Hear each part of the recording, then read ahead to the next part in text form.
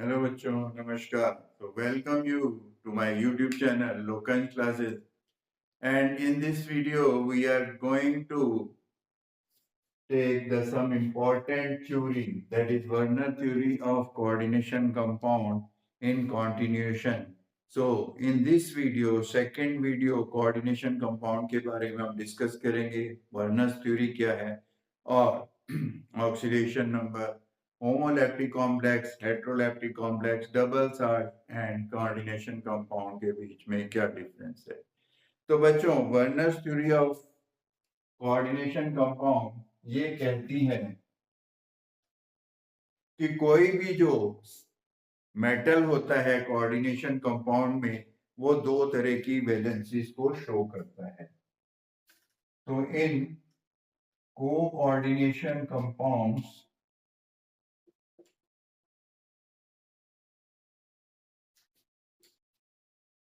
Metal show two type of linkage और valency. तो ये दो टाइप की वैलेंसी क्या होती है? एक होती है प्राइमरी वैलेंसी और एक होती है सेकेंडरी वैलेंसी.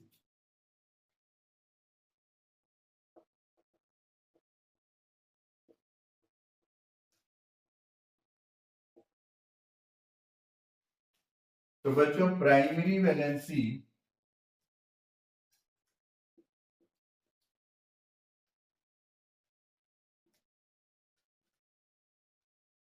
जो प्राइमरी वैलेंसी होती है, it represent the oxidation state of coordination compound, that is central atom. Central atom की ऑक्सीडेशन स्टेट के बारे में बताती है.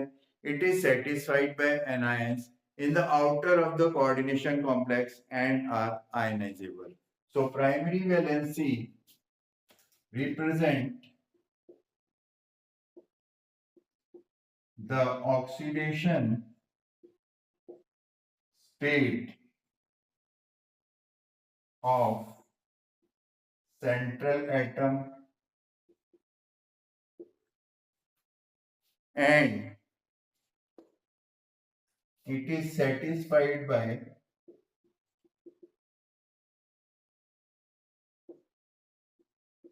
anions in the outer of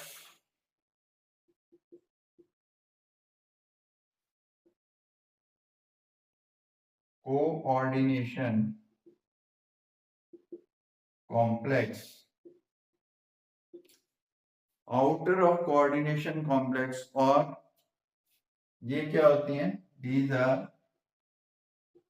ionisable.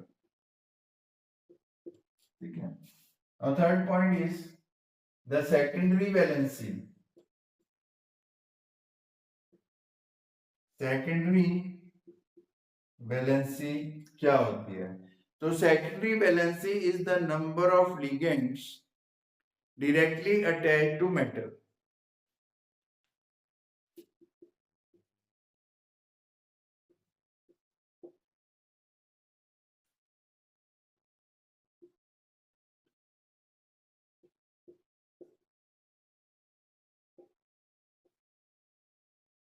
जो कि ऐसे ligand, number of those ligand which are directly attached to metal, they are non ionizable and they represent the coordination number. ठीक है. Now fourth is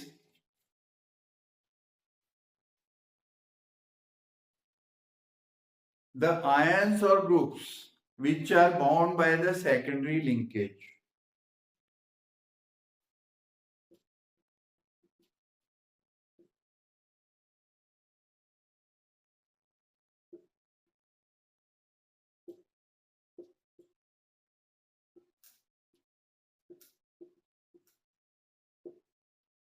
तो जो आयंस या groups है जो कि सेकेंडरी लिंकेज से मेटल एटम से बाउंड होते हैं, दे characteristic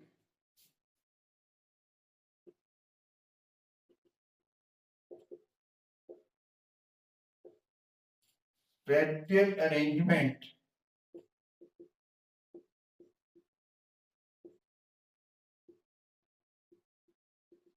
or in other words, they give the geometry of the compound depending upon the coordination number. तो जैसा कि मेरे पास एक एग्जांपल है ये, तो इसमें आपको ये है आपका सेंट्रल एटम, ठीक है। और जैसा कि ये बताया गया, primary valency represent the oxidation state of the central atom satisfied by anions in the outer of the coordination complex. तो ये इसके बाहर जो है 3 क्लोराइड आयंस हैं, तो इसकी जो प्राइमरी वैलेंसी है वो है 3। Secondary valency is the number of ligands directly attached to metal. Number of ligands directly attached to metal are 3 ammonia molecules and 1 chloride ion. So its secondary valency is 4. Or in other words, coordination number is also 4. तो coordination number या secondary valency वो हमें बताती है characteristic spatial arrangement के बारे में, that is the geometry of the compound. तो बच्चों, Werner's theory of coordination compound, primary valency और सेकेंडरी वैलेंसी के बारे में जानने के बाद अब हम 2-3 इंपॉर्टेंट टॉपिक्स और हैं जिनके बारे में बात करेंगे। तो उनमें से पहला है डेंटिसिटी। तो जैसा कि मैंने पिछले वीडियो में आपको बताया था कि there are different type of ligands, monodentate, biodentate and polydentate ligands. So denticity is the number of atom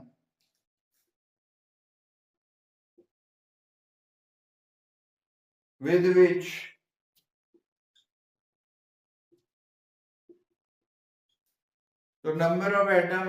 a ligand is bound to central atom. तो बच्चों, मोनोडेंटेट लिगेंड जो है उनके केस में डेंटिसिटी होगी 1, डाइडेंटेट के केस में डेंटिसिटी होगी 2 एंड सो ऑन। तो इसके बाद एक इंपॉर्टेंट पॉइंट और है कि oxidation number of central metal atom क्या होता है।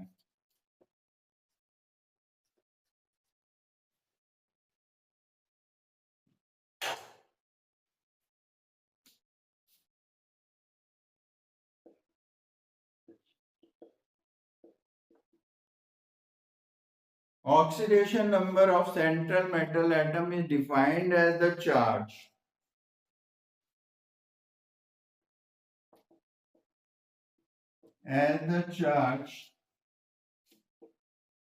it would carry if all the ligands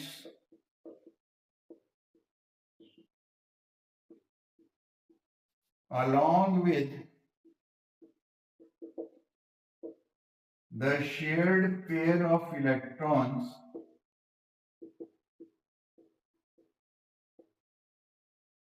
are removed.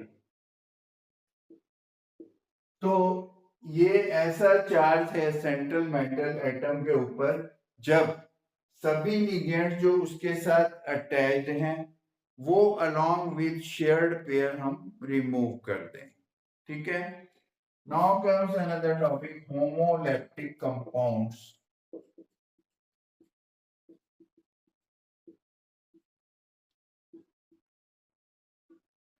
तो होमोलैप्टिक कंपाउंड्स ऐसे कंपाउंड्स होते हैं जिनमें मेटल जो है एक ही तरह के लिगेंड्स से अटैच्ड होता है, एक ही तरह के डोनर ग्रुप से अटैच्ड होता है। तो मेटल is attached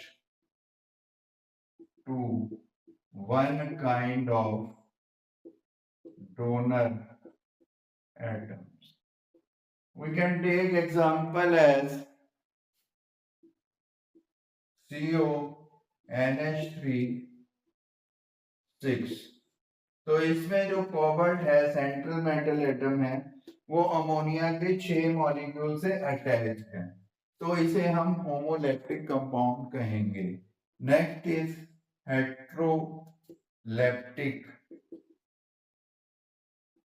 कंपाउंड। इसमें जो है वो central metal atom is attach to more than one kind of donor group. For example CO, NH3, 4 and Cl2। तो इसमें जो कोबाल्ट सेंट्रल मेटल एटम है इस अमोनिया के 4 मॉलिक्यूल के साथ और क्लोराइड के 2 आयंस के साथ अटैच है, तो इसे हम हेट्रोलैप्टिक कंपाउंड कहते हैं। अब इस चैप्टर में एक और इंपॉर्टेंट जो चीज है वो है डबल सॉल्ट और कोऑर्डिनेशन कंपाउंड के बीच में क्या डिफरेंस है। क्योंकि डबल सॉल्ट भी 2 सॉल्ट से मिलके बनते हैं, कोऑर्डिनेशन कंपाउंड की जो स्ट्रक्चर है, तो दोनों में क्या डिफरेंस है।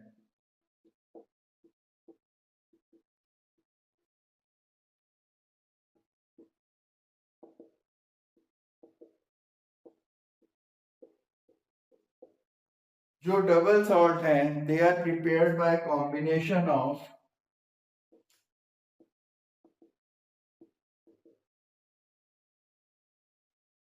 To different salt compounds.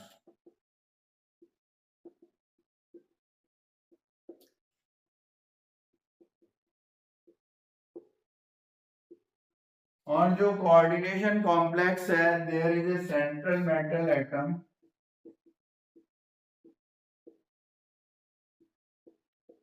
attached to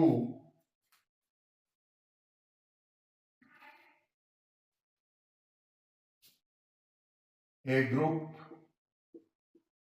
with coordination bond। तो जैसा कि आप जानते हैं कोऑर्डिनेशन बॉन्ड क्या होता है, इसमें जो है इलेक्ट्रॉन शेयर होते हैं, लेकिन जो शेयर्ड पेयर ऑफ इलेक्ट्रॉन है that is donated by only a single atom. ठीक है, तो नेक्स्ट जो डिफरेंस है दे completely dissociate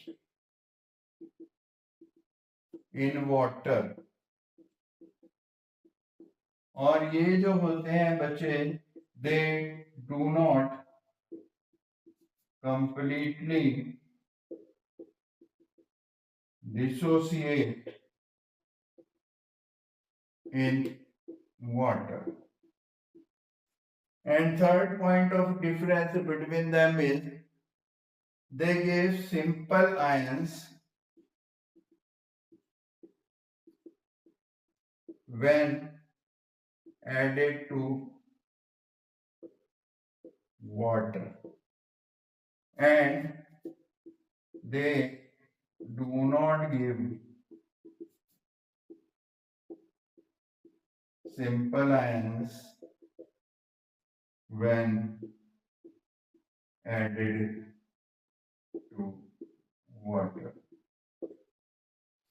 Example is Mohr salt, and the formula is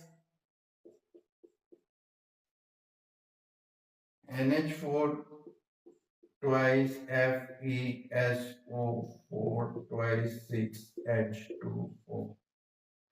और इसमें हम ले लेते हैं, चलो ये हो जाएगा K4FeCN6। तो बच्चों डबल सॉल्ट और कोऑर्डिनेशन कंपाउंड में क्या डिफरेंस है ये भी हमने बताया। तो that is all for this video. Next video में हम कोऑर्डिनेशन कंपाउंड के नॉमेनक्लेचर के बारे में डिस्कस करेंगे। So thanks for watching this video.